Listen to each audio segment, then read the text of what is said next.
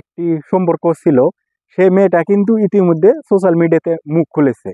তো সেই ভিডিওটি একটু আপনাদের সামনে তুলে ধরছে, আপনারা শুনুন। সঙ্গে শারীরিক সম্পর্ক হয়েছে? হ্যাঁ হয়েছে। কতদিন আগে? কতদিন আগে? তাও হলো 19 তারিখে শেষ। যাই হোক দর্শক, কতদিনের সম্পর্ক? ওর সাথে আমার সম্পর্ক 1 বছরের সম্পর্ক। ওর সাথে আমার বাড়ি ফতেপুর। আমার বাড়ি ফতেপুর। ছেলে বাড়ি কোথায়? ছেলে বাড়ি ফতেপুর। তাহলে তুমি এখন কি চাইছো? আমি চাইছি ওকে বিয়ে করতে চাচ্ছি, আমি কিছু চাইছি না। এখন কি বলছে ছেলে? এখন কি বলছে? ছেলে এখন কি বলছে? ছেলে আমার কথা শুনছে। ছেলে এখন বলছে আমাকে যে যা হয়েছে হয়েছে, ভুলে যাও, এরকম এরকম বলছে আমাকে। তোমার সঙ্গে মোবাইলে কন্ট্যাক্ট করছে না? না, আমাকে আমার সাথে মোবাইলে কন্ট্যাক্ট পুরো।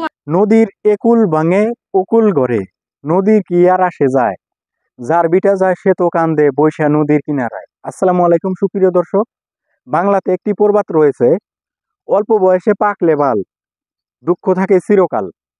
তো সেই প্রবাদটি শুনে আপনারা একটা বস্তু রিয়েলাইজ করতে পারতেছেন, বা আপনারা একটা বস্তু বুঝতে পারতেছেন আমি কাকে নিয়ে কথা বলবো।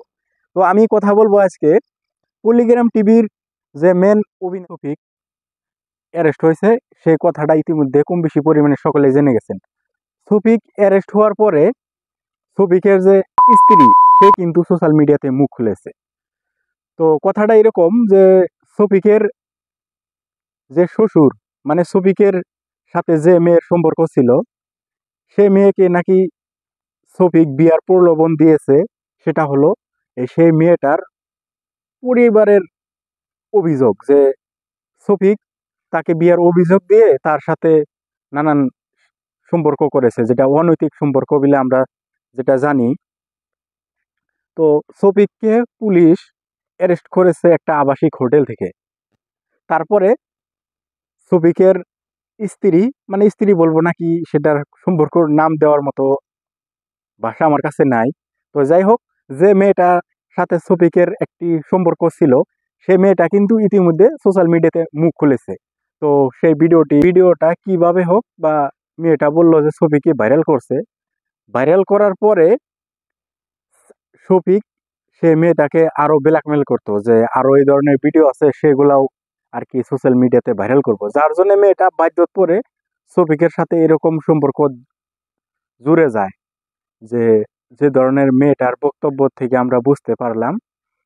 পরবর্তীতে কিন্তু যখন শফিক অন্য মেয়েদের সাথে এই ধরনের, যেরকম এই প্রথমের মেয়েটার সাথে যেরকম সম্পর্ক করেছিল, আরো অন্য মেয়েদের সাথে এরকম সম্পর্ক লিপ্ত হলো, তখন সেই মেয়েটার সাথে কোনো যোগাযোগ ছিল না শফিকের। শফিক আর সেই মেয়েটার সাথে যোগাযোগ করতো না।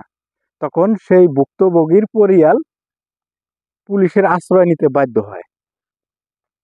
তার শফিকের কে নিয়ে অনেক অভিযোগ তুলেছে। এখন পুলিশও কিছু কথা বলল যে শফিক নাকি পক্সো যেটা একটা আইন আছে, সেই আইনের অধীনে শফিকের বিচার হবে, এরকম আর কি সোশ্যাল মিডিয়াতে আমরা শুনতে পারতেছি। তো এখন কিন্তু এই শফিকের যে বিষয়গুলা, সেই বিষয়গুলোর জন্য পল্লিগ্রাম টিভিতে কিন্তু কোনো ধরনের আপডেট আমরা পাচ্ছি না। পল্লিগ্রাম টিভিতে কোনো ধরনের ভিডিও আপলোড হচ্ছে না।